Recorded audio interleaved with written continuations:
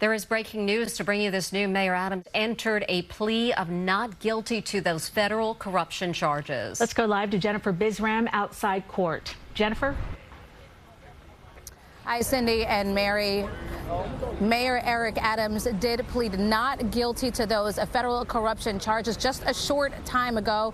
Right now, we are waiting for him to walk through the doors. And if you can see a little bit behind me here, there are lots of media just by the doorway waiting for him to come out. Our Alice Gaynor was inside of the courtroom for all of it, and she will be down here momentarily to kind of give us an update as to what exactly was said in that courtroom. But again, Mayor Eric Adams pled not guilty to those federal charges just a short time ago. We are expecting him to walk out of the federal courthouse momentarily. We're also expecting that his attorney will say something as well. There is more media in front of that courthouse set up for, and if that does happen.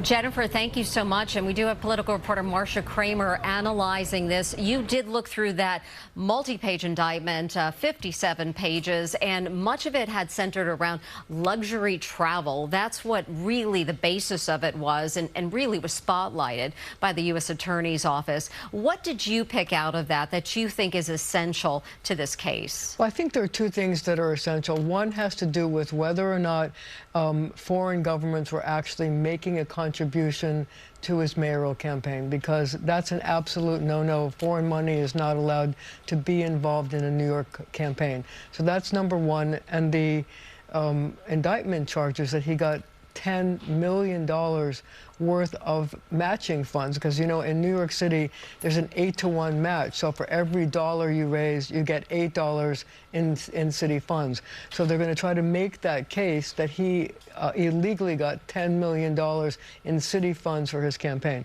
But the other thing that I think you have to look at is whether there was a quid pro quo from the trips that were offered by the government of Turkey to several years later, almost a decade later, him easing the way for them to get approval for their consulate, which had serious safety things. And in the indictment, they have a report which basically said that fire inspectors found as many as 60 violations that would make the building unsafe. And then what happened after that was the fire inspectors were told they would lose their job, according to the indictment, if they didn't approve the opening. So they then approved the opening. So I think the prosecutors are going to try to say, even though there was a time gap, that favor to the Turkish government was repayment for all of the times he was getting free trips or upgrades or whatever on Turkish Airlines. You know, I'm wondering, Marcia, we're just kind of at the beginning of this. Well, actually, you know, after months and months of investigation. But can you give us any idea of a time frame? Things move so slowly as far as when we would actually, get a verdict. Well, see, here's the thing. The mayor is asking for an expedited trial because he wants to stay in office, and he says he wants to be able to prove to New Yorkers that he's innocent. The problem, in a nutshell, for him is that courts move very slowly. So it's unclear as to how fast the federal courts, because there are things like discovery. They need to see, the federal prosecutors have to turn over information. But also there's the other argument that Dr. James Sample, the hospital professor, was talking about, which is that Supreme Court has looked askance at public corruption cases, and these are very hard to prove. So I think that the mayor is also going to try to take his case to the Supreme Court and say this should be thrown out. Now, I don't know whether the Supreme Court would accept the case before there's a verdict in the case, but it's certainly an interesting avenue for the lawyers to pursue, to say you can't prove a quid pro quo, because how can you prove that a trip that was given in 2017 was the reason why he allegedly did something to help the embassy, 20 years, 15 years later, 10 years later, whatever. Marcia, thank you so much. We want to get to Alice Gaynor. She was in the courtroom throughout this arraignment, and Alice is now joining us now. What did you hear? What was said? Tell us everything you know, Alice. So the arraignment started promptly at noon and it ended around 12:18, so just under 20 minutes. When we walked into the courtroom, Mayor Adams was already sitting at the defense table with his one attorney, that's attorney Alex Spiro. He did not have any other members of his legal team there with him, and then of course sitting in front of them were prosecutors with the Southern District of New York. This was not a full courtroom, which was kind of surprising. In the first row, sitting behind the defense table, was his security team. We did not notice any, friends, family, or any of his aides in there. It was mostly journalists and other attorneys who work in the building. So the judge came in, the judge summarized the charges against Mayor Adams, referred to him as either the mayor or the defendant, which he is. He's treated just like any other defendant who comes through the courthouse here at 500 Pearl. We did hear him speak a few times. He said good afternoon to the judge. She asked, if he understood his rights after she read him his rights. He said, yes, I do, Your Honor. Also, after she summarized the charges in the indictment, asked if he wanted to waive a public reading of the indictment. He said, yes, Your Honor. And then came the plea. He entered it himself. He said, quote, I am not guilty, Your Honor. That came in around 12:10. Again, the arraignment lasted until about 12:18. He was escorted out by U.S. Marshals. We all had to wait in the courtroom until he left. He was going to another floor to take care of some other things before he walks out of the courthouse here. I'm sure behind me you can see all of the cameras gathered here. He did get to leave early because obviously there's a security concern. He is the mayor here of New York City. Some conditions of his bail, because he was released on his own signature. They are going to be working out who, in fact, he can have conversations with, either in his family or with his staff. They don't want him talking to certain people who are named in this indictment. The defense said there's at least one key witness they're aware of, so they're waiting for a list from prosecutors to see who he can speak with and about what. He cannot talk about the case, obviously, with any of his other staff members. I'm just checking my notes here to make sure I covered everything. So again, yes, he was released and he should be walking out of that courtroom here. And we know he said he's not stepping down, so he's going to be getting back to work. He arrived here pretty early this morning, just before 9 a.m. His arraignment happened at noon. He got here very early, went, and he was processed here in the courthouse. Again, we're keeping an eye on the door here because he should be walking out at some point. What was interesting is, I mentioned when we walked into the courtroom, he was already sitting there with his attorney. He did not look back once. Normally when we enter a courtroom, we'll either see the defendant walked out if they're in custody, they'll scan the room, or if they're already sitting there, they'll turn around, see who's there. He didn't turn around once. He sat there stone-faced. I had a pretty good view of him while we were in the courtroom, and then once he got up to leave, he was wearing a purple tie, he was wearing a suit, pocket square, got up, walked out. He smiled at one of the court officers who was in charge of that courtroom, but otherwise he didn't look at anybody sitting in the gallery. So once again, we're awaiting Mayor Adams to exit the courthouse here and see if he'll speak to anyone. Alice, go ahead. Sorry. Any surprises? I mean, obviously, none of us have gone through this, but you've covered a lot of court cases. Just covering this one and what you've seen today. Well, Cindy, it's always incredible when we see big public figures here in this courthouse, especially the mayor always talking about his swagger. He's confident. He talks loudly. When he answered the judge, his voice was a little bit lower, a little bit softer, because obviously we're sitting in a courtroom. So it just always amazes me how much this courthouse, these courtrooms really just humble people and put them at the same level as everybody else. So I would say that's what stuck out to me the most. It's Doug Williams here alongside Cindy Hsu and Marcia Kramer here in the studio. Did you get a sense, or do you have a sense, of what we will see shortly when the mayor exits the courthouse? Are we going to hear from just his attorneys? Do you think by any chance he will make any remarks himself? So that's the other interesting thing. He was just sitting with one attorney at the defense table. Obviously, when we're at trial, there should be other members of the legal team. We're used to seeing, these chairs all taken at the defense table. So he's just here with that one attorney. We know he will talk to the cameras just like he did yesterday, but will he talk today? We're unclear if he's just going to get in his vehicle and leave. I suspect he would want to stop and talk to the public. He is the mayor of the city, but we don't know what he plans to do. But, no special treatment. He'll come out this entrance just like everyone else has to do if they're, released on their own signature here. So unclear if he's definitely going to speak, but I mean, you can see all the cameras behind me. And again, he held that lengthy press conference yesterday. So we're just going to have to wait and see. No indication one way or the other at this point. Being there, we've been showing a lot of press. They're from all over the place. Can you paint the scene on what you're seeing outside right now? Sure. Well, you know, it was interesting. When I came to court this morning, certainly have been here for many high-profile trials. Just last week, we were here for Sean Diddy Combs. And the difference is the security. They have metal barricades, you know, those bike racks you could probably see behind me. They've got them all the way down Worth. I mean, stretching far down there. They've got officers on the corners there. Just pausing for a second because, okay, no, he hasn't exited yet. But anyway, back to what I was saying. They have these metal barricades up and down the street here. They don't normally do that. They have them in front of the courthouse, but not stretching this far. And they do have officers at every corner as well, keeping things, you know, safe and secure. And everyone out here seems to be on their best behavior. I don't at this moment see any protesters or anything like that. Just a lot of media from all over. But again, the courtroom wasn't full. There were empty seats. They did have several overflow rooms, and sometimes people like to go in those because they can come and go as they please. Whereas if you're in the main courtroom, you are locked in there for the entire proceeding. But again, there was at least one empty row and a couple of other empty seats in that courtroom as well. But, you know, if you look out here, I mean, the crush of cameras is really unbelievable. But we didn't see this type of crowd in the courtroom itself. All right, Alice Gaynor, live for us outside the courthouse. Alice, we appreciate it. We're joined once again by Marcia. Oh, you know, one other thing. Sorry, Doug. I don't think I mentioned, he will be in court next week, October 2nd at 10:30. I believe that's a status conference. So that's the next court appearance will be next Wednesday. Thank you for relaying that information to us. And Marcia, I was listening to you in our coverage yesterday ahead of the press conference that we ended up seeing from the mayor. And you sort of predicted the bravado, the confidence, the denial of all of these charges. Did it strike you, given how closely he was to being in court today, just how confident he came off and the group that he decided to surround himself with in that moment? Well, obviously, he's a man who has a lot of confidence in himself, and I think the group that he had there was to send a message to his supporters who continue to support him, the people in the outer boroughs and minority communities, that he still has the backing of people in that community and that he should be given an opportunity to prove his innocence.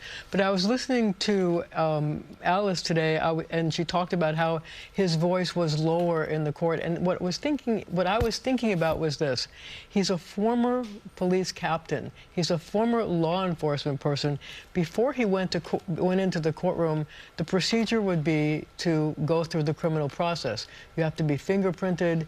You have to have your picture taken. You have to have a pretrial report by probation. And I was wondering, as a former police official, what that must have felt like for him to be treated as a criminal. I mean, you get your fingerprints taken. You get your picture taken with a number under it. You know, what does that make him feel like? And was he having, you know, thinking about the fact that when he was younger, he had actually been arrested on a crime, and was that sort of like deja vu all over again for him? Because on his first day in office, he went to the precinct where he was first arrested, and he said it was a very painful moment for him to relive that. And I was wondering, was he reliving that again? And was that why he was lacking some of his usual bravado when he was in the courtroom? Right, and the case you're talking about is when he says that police officers beat him and his brother over a case. I'm wondering, you know, he is very confident and very independent in a sense. You know, with all these politicians and leaders coming out and saying time to step down, how much sway do you think that's going to have with Eric Adams?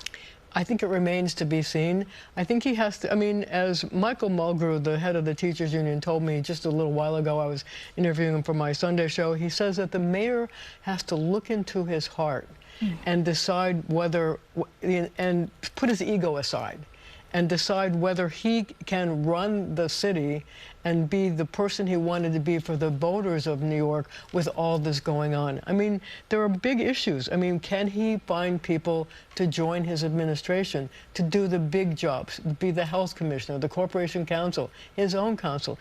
And what if other people decide to leave his sinking ship at this point? Does that also leave a hole? And I think he has to, you know, really think about in his heart, if he really cares about the people of New York, can he deliver for the people of New York? It's a big question. I'm just keeping my eye on the screen there. We are awaiting Adams. We're told oh, there he is. Walked out. There he is. Let's see what we hear. And he put his finger out.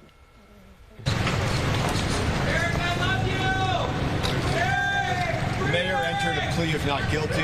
He's innocent. Second thing that happened in court today is that we let the court know that next week we'll be filing a motion to dismiss. We expect these charges to be dismissed. You all remember the Brian Benjamin case. Similar shaky theory. That case was dismissed. Same prosecutors, same theory. But the spectacle of this so exciting to them that they wanted to bring another one of these cases. This case isn't even a real case. This is the airline upgrade corruption case. The third thing we said is that we demand that they bring exculpatory information and the discovery to court on Wednesday. As you know from looking at the indictment and from what happened in court, there are no emails, text messages, or any corroboration whatsoever that the mayor knew about anything having to do with these campaign donations. The entire body of evidence is one staffer that says there was a conversation. What you have not learned is that that staffer has lied, and the government is in possession of that lie. When that staffer was first interviewed, that staffer said that Mayor Adams knew nothing about this, he was not involved in this, and that he is innocent. They have that information. They have not turned that over to us. They have not turned that over to you. And so it sort of does not surprise us that they did not answer any questions at that press conference, their little press conference the other day. They have no answer for any of these questions. And they didn't want to stick around from questions either. Questions like, why are they doing this? Why are they targeting him? The questions you all started to ask as they were leaving. They normally answer questions. They didn't want to stay for questions in this case. And they left, and they made this assertion of this. They implied that somehow he's disappointing people, or that people ought to be disappointed in him. It's not him doing this.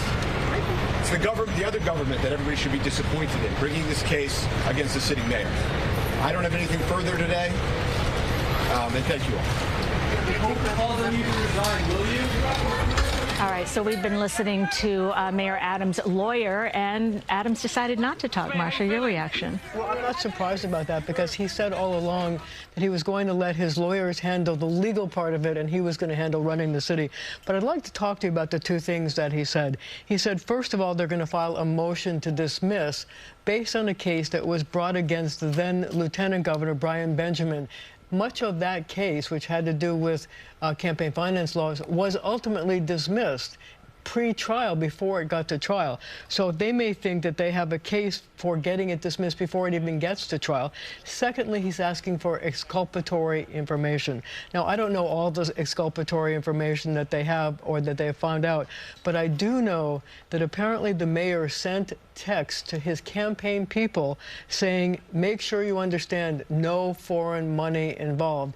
And if they had that information, they want to know whether that was given to the grand jury as exculpatory, things that could prove his innocence, as opposed to his whether they would vote a true bill and say that he should be charged. And is Adams' attorney, did we just hear him basically allege that the witness inside the Adams administration has lied to federal prosecutors, originally said this was all false, and then became a cooperating witness, providing lots of the testimony that went into this 57-page indictment? Well, the witness I think he's talking about is Rina Abasova, who was his liaison to the Turkish community and could be, in terms of the indictment, one of the people who went with him on a trip to Turkey.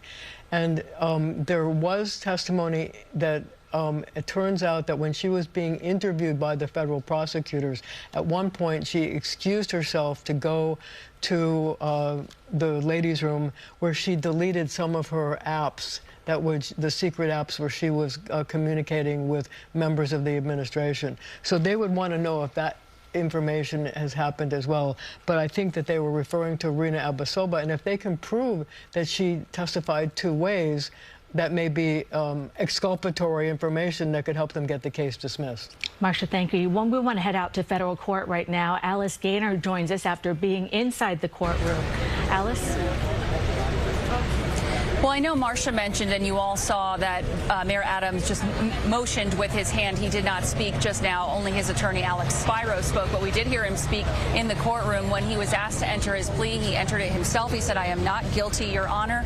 The rest of the time, he just politely said good afternoon and just said that, yes, I have, Your Honor, or yes, I do, Your Honor, when he was asked questions about whether or not he had read the indictment, whether or not he wanted to waive the public reading of the indictment. You were just talking about that motion they plan to file to dismiss Marcia, and I'm always amazed at Marcia's, just her wealth of information going back and talking about the case, the basis on which they want to try and dismiss this case. That's pretty standard procedure for them to try and file a motion to dismiss. Obviously, defense is going to do what it can to get this case tossed out. Their next court appearance is going to be next Wednesday, and I just want to talk about the mayor's demeanor. You know, he came outside. I couldn't see if he did a thumbs up, I believe is what he did. But inside, he was just like any other defendant sitting in that courtroom. You know, he wasn't hunched over. He wasn't overly confident. He was just sitting there staring straight ahead, you know, all business. He didn't turn around and look at anybody. When he got up to leave, he smiled at the court officer who was in charge of that room, but he did not look at anybody in the gallery. And that gallery was full of press in there and also other attorneys who work in the building. The first row behind him was his security team. We did not see any of his aides in there, any family, any friends of his. It was just him at that defense table and his one attorney who you just heard speak a few moments ago. Marcia, Cindy, Doug.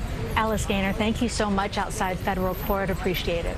And once again, a not guilty plea from Mayor Adams. His attorney was the only one who spoke after they left the courthouse, Alex Spiro. The line that stuck with me just in summation of their case, he said, this is not a real case. This is an airline upgrade corruption case. So clear that they will fight this in every way possible, in every way at their disposal. They expect charges to be dismissed. They entered a plea, as I said, of not guilty, and they did allege that there is exculpatory evidence against the campaign staffer and staffer in the Adams administration that was a cooperating witness in this case. All right, we have a long way to go. We sure do. Thank you so much for joining us as CBS News New York at noon. I'm Cindy Hsu. And I am Doug Williams. We'll have much more later coming up at 5 and 6 o'clock on the news at 5 and 6. Thanks for watching. We'll see you then. This has been breaking news.